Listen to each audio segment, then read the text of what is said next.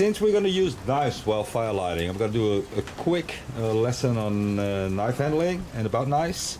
These are the knives I use often. Well, I've got a few more, but these I use often. This one is too big for the stuff we're going to do. I'm not going to skin a moose, so.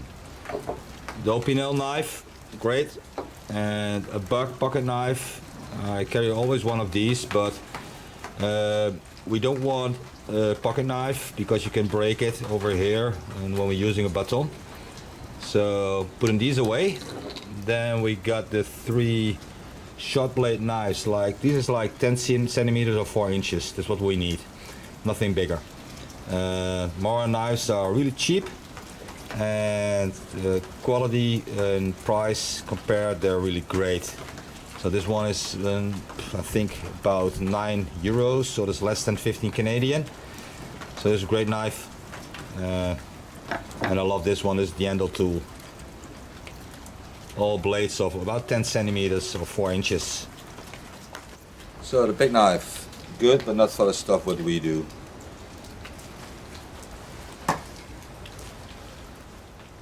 Opinel, great, but you don't want to use it with a baton. I'm gonna lock it.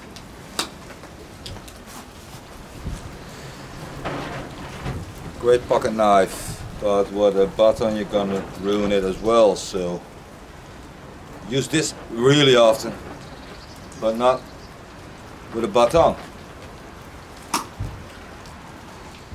Well, the Moras, great knife.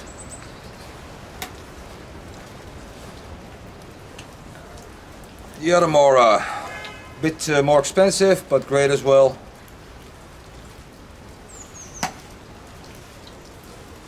And the last one I like most, the handle tool. That's it.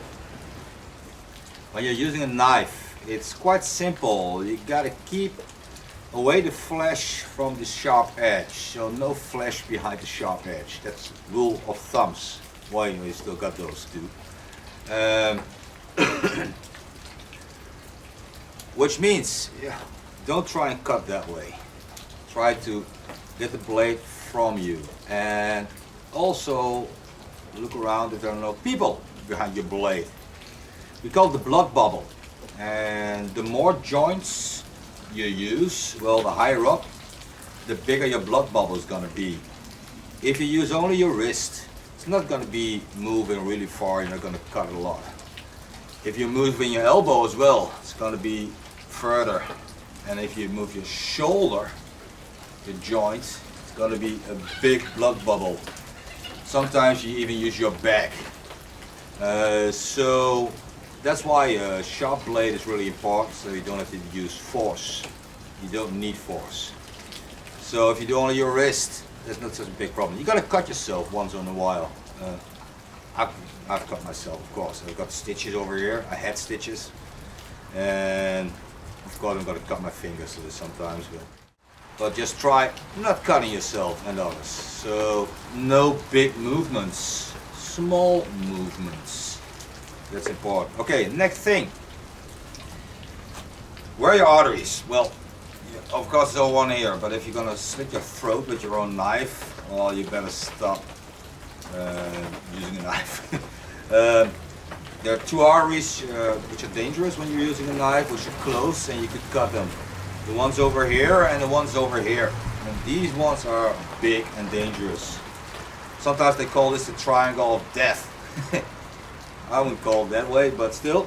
So it means never movements like this. You could cut it. So keep away from your arteries over there. You can cut that way, cut like that, no problem. But never use your knife like this. This is dangerous, dangerous spot. If you're like working on a piece of wood, you want this piece to cut, just turn it. You cut the other side. That's easy. Also, you could use, I often use like a piece of wood I'm working on. So that's also, you're gonna stop in the wood and not like in the ground. If you do it in the ground, your blade's gonna touch rocks, stones, sand, and you're gonna damage your blade. So keep the sharp edge away from others and from yourself, and you'll be fine. Normally.